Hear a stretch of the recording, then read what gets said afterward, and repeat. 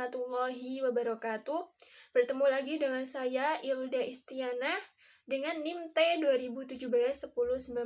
Di sini saya akan menjelaskan mata kuliah tentang perilaku komunikasi dengan subbab yaitu macam-macam perilaku komunikasi pada organisasi pendidikan, dan adalah yang kedua, faktor-faktor yang mempengaruhi perilaku komunikasi pada organisasi pendidikan.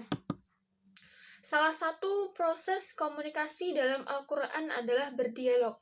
Ada beberapa etika berdialog dalam Al-Quran, yaitu menggunakan retorika yang jelas dan singkat. Terdapat dalam Quran Surah An-Nisa ayat 46, yang artinya, yaitu di antara orang-orang Yahudi yang mengubah perkataan dari tempat-tempatnya, dan mereka berkata, kami mendengar, tapi kami tidak mau menurutinya. Dan mereka mengatakan pula, dengarlah, wahai engkau Muhammad, sebenarnya tidak mendengar apapun. Dan mereka mengatakan, ro'aina, dan memutarbalikkan lidahnya dan mencela agama. Sekiranya mereka mengatakan, kami mendengar, patuh dan dengarkanlah, dan perhatikanlah kami. Tentulah itu lebih baik bagi mereka dan lebih cepat. Tetapi Allah melaknat mereka karena kekafiran mereka. Mereka tidak beriman kecuali sedikit sekali. Selanjutnya adalah macam-macam perilaku komunikasi pada organisasi pendidikan. Yang pertama adalah komunikasi intrapersonal, dan yang kedua adalah komunikasi interpersonal. Komunikasi intrapersonal adalah komunikasi di dalam diri individu yang mempunyai fungsi agar adanya kreativitas imajinasi, suatu pemahaman untuk bisa mengendalikan diri, dan adanya kedewasaan untuk bisa mengambil sebuah keputusan sesuai dengan kapasitasnya.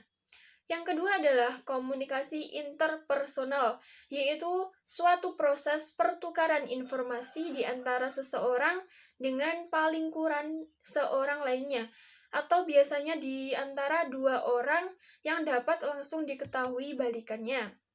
Kemudian, faktor-faktor apa saja yang mempengaruhi perilaku komunikasi pada sebuah organisasi pendidikan? Yang pertama yaitu kesesuaian pesan media, yang kedua adalah adanya feedback langsung, yang ketiga adalah evaluasi pesan, dan yang terakhir adalah pengantar media. Yang pertama, apa itu kesesuaian pesan? Yang disampaikan adalah pesan yang sehingga minim terjadinya distorsi atau pengalian makna dari pesan pertama ke penerima selanjutnya. Yang kedua adalah adanya feedback langsung. Hal ini dapat mempermudah proses komunikasi yang berlangsung karena mendapatkan respon yang cepat sehingga terjadi dialog yang matang. Yang selanjutnya adalah evaluasi pesan. Pada tahap ini, seorang penerima dan pengirim akan bersama-sama mengevaluasi dari hasil percakapan yang sedang dilangsungkan. Oleh karena itu, jika evaluasi ini terjalin dengan sinkron, maka akan menimbulkan kesamaan pemahaman dalam mengartikan pesan. Dan yang terakhir adalah pengantar atau media pengantar, yaitu sebagai bagian dari proses komunikasi yang sedang berlangsung. Dengan media, komunikasi akan dapat efektif jika terdapat media pengantar, seperti surat kabar, televisi, telepon, dan lain-lain. Kalau zaman sekarang itu menggunakan telepon, kemudian aplikasinya itu menggunakan media sosial. Mungkin itu saja yang bisa saya sampaikan. Mohon maaf apabila ada kata-kata yang kurang berkenan. Wassalamualaikum warahmatullahi